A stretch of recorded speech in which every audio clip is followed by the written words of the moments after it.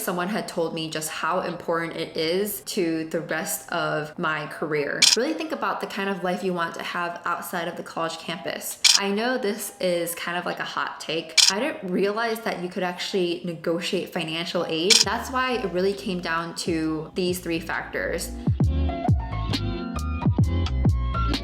How do I choose where I want to spend the next 4 years of my life? Should I prioritize academic fit or social fit? Should I go to the school that I thought was my dream school or the school where I connected with the people the most when I visited? If you're a high school senior who's been struggling with these questions over the past few weeks, then this video's got you.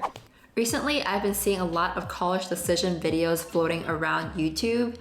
And first of all, I just want to say congratulations. That's so exciting. Give yourselves a pat on the back for getting into college, whether it's your dream school or not. I know that it's such a long, grueling process that spans over several months, if not almost a year, where you basically have to examine your entire identity and package your life story into one application. I know, I've been there. If you're watching this video, I'm assuming that you do have some options to decide between. And honestly, that's a great place to be in. I graduated a few years ago from Harvard, which was my dream school, but I still remember that period was super overwhelming for me as I was trying to juggle all this information to try to make the best decision I possibly could for the next 4 years of my life. It seemed like during that period, suddenly everyone around me, even though they were well-intentioned, had their opinions about which school I should go to. On top of that, when I started visiting colleges, some of them were worse than what I imagined and some of them were better than what I imagined. So that really shifted my calculus in terms of where I thought I was going to go. In my mind, I was really trying to integrate all these sources of information and compile them into some sort of like holistic score so then I could decide on a college. But obviously there's no clean-cut way to do this, so I thought I'd just make a video with the 6 main considerations that I went through when I was deciding on a college and include pieces of advice that I wish I could have told my younger self when I was going through the process. At the end of the video, I'll also be sharing how I would prioritize each of these considerations in my case and how I arrived at my final decision. But before we get into that, I just wanted to share a little bit of background about the schools that I was ultimately deciding between so that you have some understanding of the criteria that I was using to judge these schools. So I applied to 4 different Ivies. They were Harvard, Yale, Princeton, and Penn. And then I also applied to Stanford, UChicago, Northwestern, mainly because I'm from Chicago, as well as my state school as a safety school. I also applied to the top 3 liberal arts colleges, which were Williams, Swarthmore, and Amherst. I ended up getting into all of those schools besides Stanford, Princeton, and UChicago. And I knew that I didn't mind going out of state for college. So ultimately I was deciding between Harvard, Yale, Penn, and the liberal arts colleges. So Williams, Amherst, and Swarthmore. So here are the 6 pieces of advice that I wish someone had told me when I was a high school senior deciding between colleges. The first piece of advice is that the vibes of a school are important, but not the end all be all. Let me explain why. A lot of advice that I've seen floating around is to just trust your gut and follow what your instincts tell you. But I personally think that's not the best way to go about it. In my experience, when I was visiting colleges, I remember I went to Harvard and Yale's admit weekends, and they were very different experiences. So as I mentioned before, Harvard was my dream school, but when I actually went to Visitas, which is their visiting weekend, I felt like I didn't really connect with many people during the events. And it felt like my host wasn't really as engaged with the activities that I was doing at the visiting weekend compared to my host at Yale. On the other hand, Yale had an amazing slate of activities to go to during Bulldog Days, and I felt like I made such a close-knit group of friends there because the weekend was just so well planned that you never felt like you had any free time. Like there was always something to do and always people to do it with. After visiting both schools, I was really tempted to choose Yale over Harvard just based on the amount of fun and the connections that I made there to my peers. But I ultimately didn't end up choosing Yale because of the next 2 considerations that I went through in my process. The second piece of advice that I would give to high school seniors is to consider the size of the school and the student body. So why is that important? Well, first of all, I think the student body size really matters because the larger the student body, the more diverse it tends to be. And I'm not just talking about diversity in terms of socioeconomic status, but also diversity in terms of interests, personalities, career ambitions, which is important because the more diversity, the more likely that you'll be able to find your particular niche of friends. Now, for example, when I was visiting schools, I noticed that when I visited one of the liberal arts colleges, Amherst, it was so small that when I was visiting, on the second day of that visit, I already started recognizing students on campus. For me, that was a con because I really wanted to go to a school that didn't feel like high school all over again, right? A school where there's so many people from different backgrounds with different interests that I could just learn from all these diverse opinions and also be able to find my tribe of people. I feel like in a smaller environment, it's really hard to carve out your own group, and there's a lot of groupthink involved. And the second reason why you should consider the size of the school is because that might also determine whether it has a grad school program for your interests. So if you guys didn't already know, liberal arts colleges don't have grad schools attached to them, which is why they're colleges and not universities. So for me, that was also a con because there's less resources to explore grad school. And I knew that I might potentially want to go to law school or business school. So not having that was a pretty big disadvantage for me. For universities that do have undergrad and grad programs, you should also pay attention to how much of the resources they dedicate to the undergrad experience versus the grad experience, because that ultimately determines how good of an experience you might get as an undergrad there. I think the third major consideration here that nobody really told me to think about when I was deciding between schools was the environment around the school. So is the school in a city or small town or a rural environment? The reason why it's important to think about this is because while it's tempting to spend all of your time on a college campus, ultimately you will find yourself wanting to get off campus once in a while, to go on some day trips with friends, just hang out in a space that's not just the college environment. Really think about the kind of life you want to have outside of the college campus. So for example, if you really value having a lot of cultural activities to do outside of campus, such as going to a museum or going to a concert or sports game, if you want to have a variety of different internship opportunities or job opportunities during college, or if it's important to you to have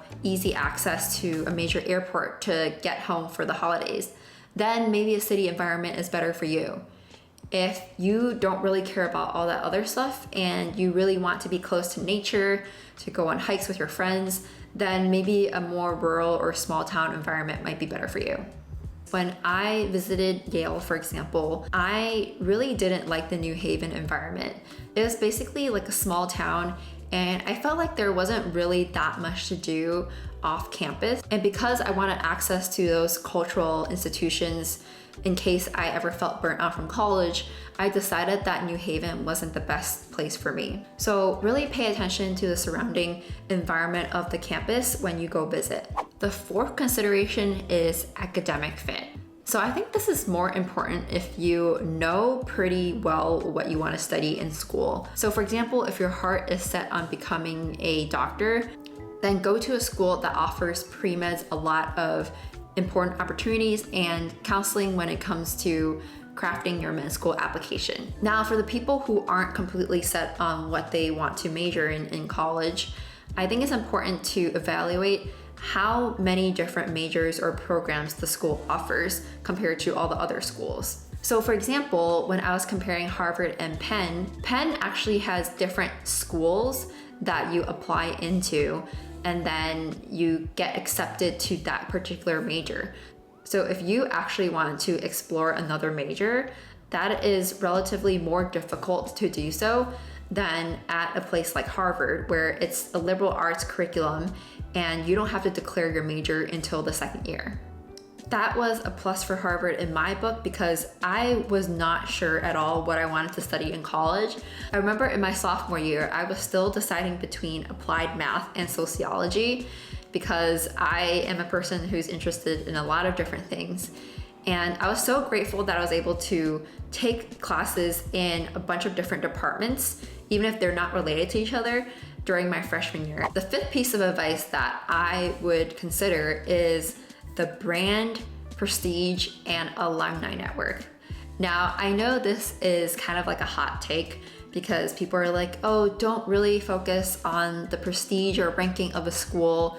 That doesn't really matter. And I would say yes and no to that. Having been in the workforce a few years after graduating, whether you like it or not, I've noticed that having the Harvard brand on my resume really did open doors for me. It got my resume looked at a second time by recruiters during the job application process. I'm pretty sure it helped me pass that resume screen and get me the interviews.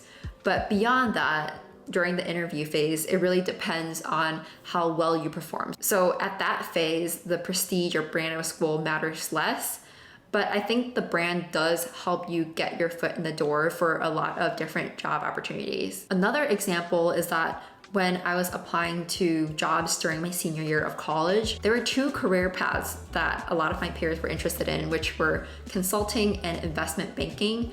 And if you guys don't know what those are, I don't blame you because I didn't even know until like junior year of college. But those are some of the most lucrative jobs that you could get out of college besides tech jobs. And like it or not, a lot of these firms only hire from the top schools. And I'm not saying it's impossible to break into those fields if you come from a different school, but it's a lot harder because they don't recruit actively at the other non-target schools. I really don't want to sound elitist here, but it is true that the brand does matter in the professional world, at least in the beginning stages of job applications. Another thing to consider about the prestige of a school is also the alumni network that it will give you for the rest of your life. So instead of just thinking about the next 4 years, also think about the rest of your life because you only get to go to college once. So it's important to think about the alumni connections that the school will offer you. Having connections to powerful alumni could be the difference between getting an answer back when you cold email someone to never hearing anything at all. And it could even get you a job later on. I certainly didn't think too much about this when I was deciding between schools, but now that I'm on the other side of college, I wish someone had told me just how important it is to the rest of my career after college. Now, the sixth and final piece of advice that I wish someone had told me was that you can negotiate your financial aid packages. I remember in my situation, it ultimately came down to deciding between Harvard and Yale, and the financial aid packages that those two schools gave me were so different. Harvard gave me double the amount of financial aid that Yale gave me, and as someone who comes from a working class background, that kind of difference in financial aid really weighs heavily in my decision making. I didn't realize that you could actually negotiate financial aid until my host at Yale's visiting weekend actually told me to go try it. And when I reached out to Yale's admissions office, I basically gave them a copy of my Harvard financial aid letter and asked them if they could match it, while of course telling them that I really wanted to come, but that financial aid was a barrier for me. And guys, I was in total shock when Yale got back to me a few days later with an updated financial aid letter that matched Harvard's financial aid. However, I did notice a sneaky thing that Yale did, which was they updated the financial aid for the first year, but not the rest of the 3 years of college. So whenever you're negotiating, make sure to read the fine print and make sure that whatever they update the financial aid to, that it applies over all 4 years of college, because that could make a huge difference. Now, if you're deciding between schools that have a small difference in tuition, but all the other considerations that I mentioned before point you to the more expensive school, then I would say 100% go to the more expensive school. Because even though the small difference in tuition really seems like a ton of money to you right now, when you've graduated from that school and are able to have better job prospects or better alumni network, you could easily pay back that difference in tuition in a matter of a couple years. Trust me, you want to play the long game when you're deciding between colleges instead of playing the short game where you're just saving a few $1,000s. All right, now that I've shared the 6 considerations that I think everyone should think through when they're choosing colleges, I'm gonna go through how I thought about prioritizing each of these considerations. Now I understand that it's different for everyone depending on your personal situation, but for my case, the way that I ended up ranking them in terms of most to least important was first, financial aid, second, the size of the school, third, the environment around the school, fourth, the brand and prestige of the school, 5, academic fit, and then 6, vibes. I kind of already went through why I personally think each of these points is more or less important, but just to give a quick summary, for my personal situation, I was deciding between Harvard, Yale, Penn, and the 3 liberal arts colleges. So these are obviously amazing schools, and I would say in terms of brand or prestige, they were pretty similar. And most of these schools also offered a very wide liberal arts curriculum, besides maybe Penn where you have to apply to a particular school. So the brand and the academic fit factors were less important for me. And as I mentioned earlier, the vibes aren't really representative of what your college experience would be like because you're just visiting for a few days. So I didn't really place that much emphasis in my experience during the visiting weekends. And that's why it really came down to these 3 factors: the financial aid, the size of the school, and the environment around the school when it came to deciding the college that I wanted to go to. For me, Harvard checked all of those boxes that I wanted in a school, so ultimately that's the one I decided on. But let me tell you, even though it sounds like I had an easy time logically thinking about all of these different factors, it literally took me until the very last day to sit down and press accept on Harvard's website because I was so overwhelmed with information and I was super indecisive back then. So I didn't really weigh these different factors. But looking back, I wish someone had sat me down and told me about all of these different factors to consider, so then I would have made a decision quicker and it would have made my parents happier. Ultimately, what you think is more important to consider really depends on the set of schools that you were accepted to, as well as your personal situation at this time. But I hope that the considerations and factors that I laid out in this video, along with my thought process, helps some of you guys in making your decision. Before I end this video, I really wanted to emphasize one more thing, and that is that even though, yes, the college that you go to could very well change the course of your life, I realized after graduating that there are many, many different ways to live a successful, meaningful life, and there is no right answer in terms of where you go to college. I truly believe that you could adapt to any environment and find your tribe of people out there, no matter which college you go to. The fact that you even got into college is a huge accomplishment. So really be proud of yourselves. I would say make the best informed decision that you can by going through all of these different considerations. But once you make that decision, don't look back. Live life with no regrets. All right, bye.